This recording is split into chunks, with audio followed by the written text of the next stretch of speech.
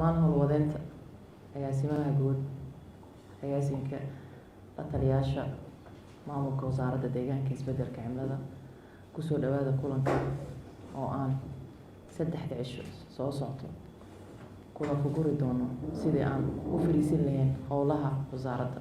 runtii howlo adag ayay ahayd dhismaha iyo dhamaystirka qaabista oo maamulka iyo wasaaradda iyo isku dabaridka kooxda buddiga u noqon doono hirgelinta Soomaaliya cagaaran.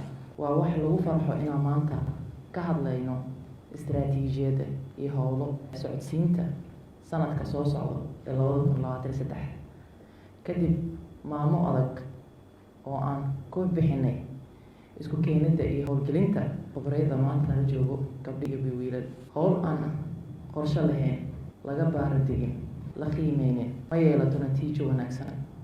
sidaas darteed wasaaradda waxaa astaan u ah inaan leenahay qorsho cayiman mudaysan lana yaqaano natiijadiisa kasoo bixi doono.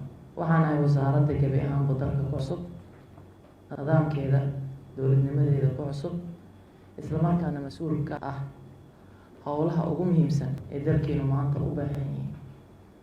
waxaa ummadda Soomaaliyeed naga sugayaan ciribtirka abaaraha, dhibaatooyinka oo maanta taagan dalkeeni, dhammaan nololaha badda beriga, intaas nolol anka naga warsugayaan dhammaanteeni.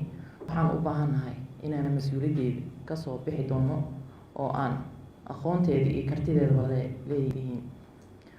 waa inaan dhaqan ka dhignaa inaan wadajir u wada shaqeyno oo niyadda ku hayno culeyska hawsha na hortaala.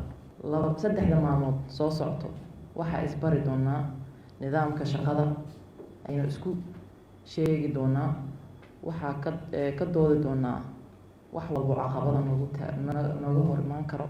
aniga waa hubaa inaa howlahaas kasoo bixi doontiin mas-uuliyiinta nala joogta dhammaantiina. waxaan noo rajeynaa insha Allah 3 maalmood si qorxoon inay noogu dhamaato.